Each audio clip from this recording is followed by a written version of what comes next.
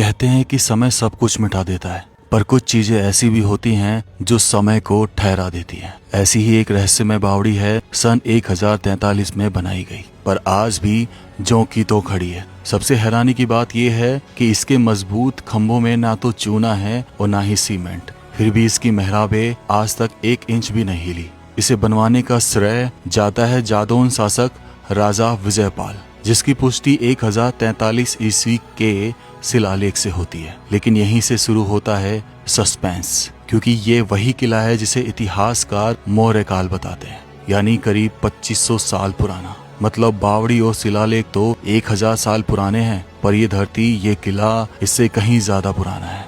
और सबसे चौंकाने वाली बात, इस जगह को बाणासुर की नगरी कहा जाता है। वही बाणासुर जो पौराणिक कथाओं में राक्षसों का राजा था। तो सवाल ये उठता है, क्या ये सिर्फ एक ऐतिहासिक स्थल है या फिर इसके नीचे कहीं दफन है एक ऐसा रहस्य जो हजारों साल से छुपा बैठा है। इस भयानक किले से मैं जब नीचे उतरा तब मैं उस बावड़ी को ढूंढना चाहता था जो इस भयानक किले से ऊपर से दिखाई दे रही थी, काफी नीचे। बावड़ी की तरफ मैं एक अंदाजे से चल पड़ा कि शायद इस रास्ते से हम आगे जाएंगे तो भयानक की बावड़ी का गेट आ जाएगा। तभी हमें एक दरवाजा दिखाई देता है।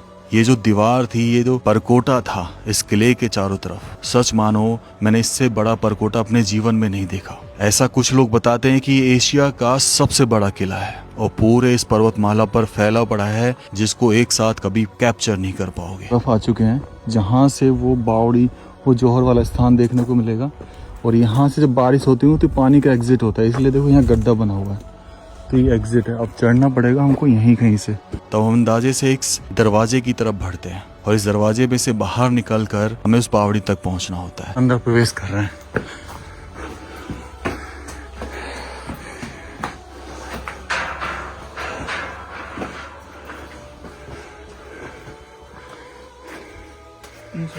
कहाँ है बावड़ी? लेकिन यहीं से तकरीबन 1-1.5 किलोमीटर का और ट्रैक हम तय करते हैं उस बावड़ी तक पहुंचने के लिए। आश्चर्यचकित करने वाली बात यह थी कि इस बावड़ी के चारों तरफ भी दीवार बनी हुई थी, बड़े बड़े सैनिक बुर्ज बने हुए थे, मानो जैसे कभी कोई समय में बहुत बड़ा साम्राज्य रहा हो। यहाँ के शासक करौली से बताए जाते हैं, लेकिन यहाँ पर शासन मुगलों का, अंग्रेजों का, सबका रहा समय समय पर। मैं इस बावड़ी को देखना चाहता था। इस किले की वीडियो तो मैं बना चुका था, अगर आपको भी वीडियो देखनी है तो उसका लिंक डिस्क्रिप्शन में है। लेकिन आज मैं इस बावड़ी को देखना चाहता था कि वाकई में बावड़ी की जैसी व्याख्या थी और 1000 साल पुरानी बावड़ी आज भी कैसे डटी हुई है। यहाँ तो 200 साल पुरानी बावड़ियाँ विलुप्त हो जाती हैं। ट्रेल चली आ रही है तक और हमें बावड़ी ढूंढनी है स्टिल। गलत तो नहीं आ गया अपन? ये हम पीछे की तरफ पहुँचे हैं, यहाँ से ऐसे ऊपर जा रहा है ये रास्ता और इसके अंदर है वो बावड़ी। चलिए भाई। यार ये सैन्य बुर्ज देखो आप, कितने विशाल सैन्य बुर्ज हैं ये अपने आप में। और ये पीछे का दरवाजा, ये अलग ही रैंप, ये रैंप वाला दरवाजा है भाई।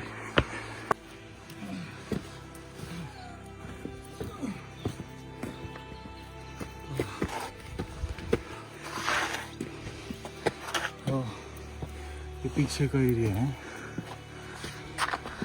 यहाँ से देखिए रास्ता बना पड़ा है। और वो रही सामने बावड़ी।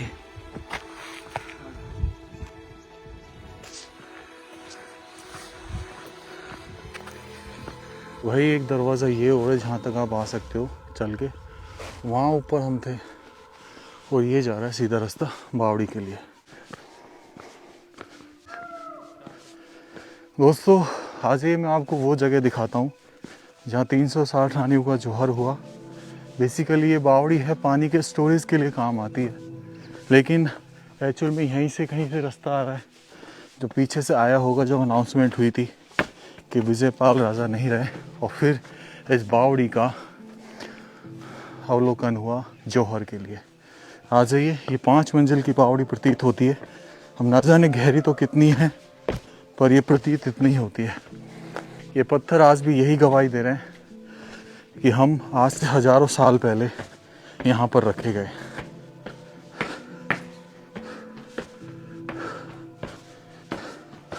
इस बावड़ी की बात करूँ तो फर्स्ट इम्प्रेशन यही है कि बेहतरीन बावड़ी। ऐसी बावड़ी मैंने अपनी लाइफ में बहुत कम देखी है जो इतनी नक्काशी के साथ बनाई गई हो।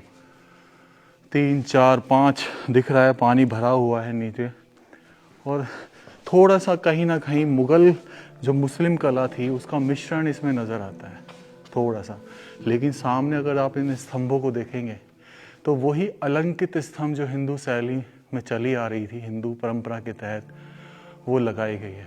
ऊपर के काफ़ी खंभे टूट चुके हैं, लेकिन इसमें प्लास्टर का यूज़ नहीं किया। हालांकि इन जगह पर जैसे ये दिख रहा है तो ये बाद में छेड़खानी हुई है, प्लास्टर हुआ है, ये कला बदली गई है। शायद मुस्लिम कौम का जब शासन रहा हुआ तब ये कला लाई गई है अब यहाँ पे। और अभी भी देखो पानी है यहाँ पर डीप में। बगल में आ जाइए, पहले वो कुआं देख लेते हैं, और बहुत संभल के अगर कभी आप आए यहाँ पर, क्योंकि भाई ये सिर्फ खंभों के सहारे डटी हुई है। यहाँ से ये सीढ़ियाँ उतर रही हैं हालांकि नीचे जाने के लिए, और पीछे ये कुआं आ जाता है। पीछे का ये पकड़ लेना। और ये इस बार क्योंकि पानी, बारिश अच्छी हुई है तो पानी जो है इतना लेवल तक ऊपर है, और ऊपर तो देखो ऊपर अभी भी यहाँ पर ढाणे हैं। तो कभी रानियाँ जो है, उनकी जो दासियाँ होती होंगी, वो यहाँ से पानी ले जाया करती होंगी इस विशाल कुएं से, इस विशाल बावड़ी से। और ऐसा हमेशा रहा था कि बावड़ी तक क्या होता था, एक सुरंग आती थी ताकि रानी, क्योंकि चेहरा नहीं दिखाती थी ना, तो उस सुरंग के जरिए वो यहाँ तक आती थी छुप के। डेफिनेटली वो सुरंग जो थी तकरीबन 1000 साल पहले बनाई गई होगी, और उसका कुछ अंश इस दीवार से भी दिखाई देता है। ऐसा लगता था कि इस दीवार के सहारे या इस दीवार के ऊपर ही छत रही होगी, वो सुरंग रही होगी जिसके जरिए रानी या दासियाँ यहाँ तक आती थी, क्योंकि उस समय महिलाओं को अपना चेहरा दिखाने की अनुमति नहीं होती थी। और इस बावड़ी में आके स्नान करके, और यहीं कहीं मंदिर भी होना चाहिए था जिसकी वो पूजा करती होंगी। लेकिन इतिहास इतना पुराना हो गया कि अब कुछ भी सही ढंग से बताना इम्पॉसिबल सा है। तो अद्भुत बावड़ी, अद्भुत। सामने वो जो आपको चौकोर सा जगह दिखाई दे रही, चौकोर सा आला, एक्चुअल में ये आला उजाले के लिए यूज़ में होता होगा। इनमें दिए, लालटेन रख दी जाती होगी इन सभी आलों में, और इसलिए यूज़ होता होगा। तो इसको बनाने में जब कला उकेरी गई होगी तो कई सौ साल लग, कई दशक लग गए होंगे मेरे हिसाब से। गजब।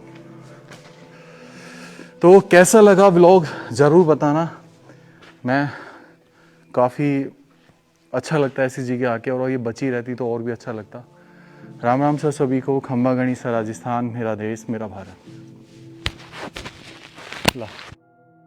आपको ये वीडियो कैसी लगी जरूर बताना। राम राम सर सभी को। खंबा गणिसा राजस्थान, मेरा देश मेरा भारत।